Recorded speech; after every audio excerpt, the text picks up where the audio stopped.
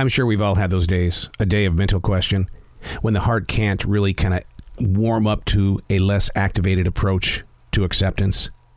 See, one of the things that a creative mind does is that it sets its goal, but the slightest thing can knock you off, meaning that there are fun things that other people are doing, but you are stuck doing this because this was your intended goal, and you may not be as disciplined as some artists or creative people to say, no, wait, my fun can start when this project gets finished. And so it becomes a physical struggle for a lot of creative people because nobody wants to face the wall where you make the choice. Do I set this aside to go have fun, or do I stay the course? It's very difficult in the way of saying, hey, look, this is what needs to be accomplished, because if we don't accomplish it, then the guilt trip on the opposite side of fun could be pretty heavy. And that's when a lot of creative people, when I sit down and talk with them, they go, I was okay until I triggered myself. Well, how did you trigger yourself? Well, I had a goal today. I had my intention to do this, but because people were getting together or this was going on, I wanted to go check out a movie, or I wanted to binge watch TV, and I didn't get it done. And now I'm on the opposite side, and now I don't like my creative self because it wants to do things all the time. Well, what about the rest of me? Now, some people will say, just go out and do it. Just go out and do it. Let your creativity have its voice a different time. And then you wonder why it's so difficult to be a creative person, because that little beast inside of you is a child. And that child, if it doesn't get what it wants, it's going to throw a fit. Hey, it's Arrow. This is The Daily Mess, a chronological walk through an everyday world. I am a daily writer, and it's stuff like this that I absolutely write about, because I am creating the path. Those moments when you want to do something other than what your discipline is telling you to do. And that seems to be like a really tough word, right? The discipline. Well, it takes a long time to be you. To be you took a lot of shaping, creating, dropping things off, picking things up, making decisions that you didn't want to make, but you still became you. And then all of a sudden, when something fun or tasty happens on the other side, you're going, but you do know what happens on the opposite side of fun. The project that you wanted to do doesn't get done. So how do you get around that? Document your path. Learn from it. This is The Daily Mess. The depth of a thought is determined by the arrival of expectation.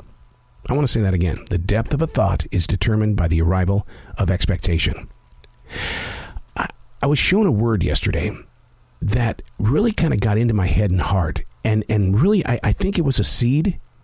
The word was glean. Glean.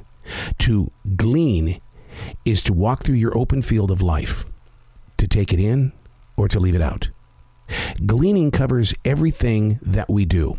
Trying to lead a life of being in the present means you've got to get through the cluttered system, and you've got to be able to accept the self-design and unstable greed. See, when I daily write, I glean. When I go onto social media, I glean.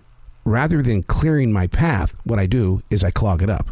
And the reason why we're talking about this is because I know I'm not the only one. When we go onto the internet, you know exactly what kind of a field you're going into, and you are going to receive everything that the social media is going to give you.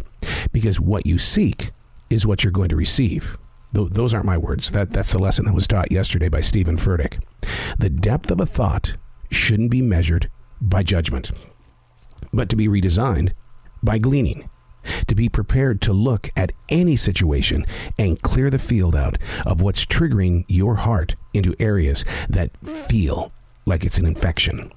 The question remains, is writing gleaning? Am I actually gleaning when I'm writing? Walking through a field. I've spent all of these years talking about being a daily writer, hopefully warming up somebody's heart to try at least to daily write, even if it is once a month. Is gleaning wrong if you're a daily writer? The answer is no. You are aware of what is going on. You are ridding the field of things that could take you down. Being open with your honesty has a new word in it, gleaning. Gleaning gives you the opportunity to study more of who you are and not what the field has made you. When you're walking by the ocean and you pick up a shell, do you think the ocean is angry because you're taking the shell home? No, but you're going to be angry because you're going to go, I got so much stuff in this house. You see what I mean? You picked up that shell, you took it home to an already cluttered house, and you got, what am I going to do with this? What was I thinking? Gleaning.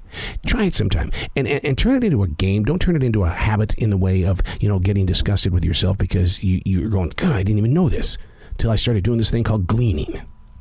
I'm Errol, and that's The Daily Mess.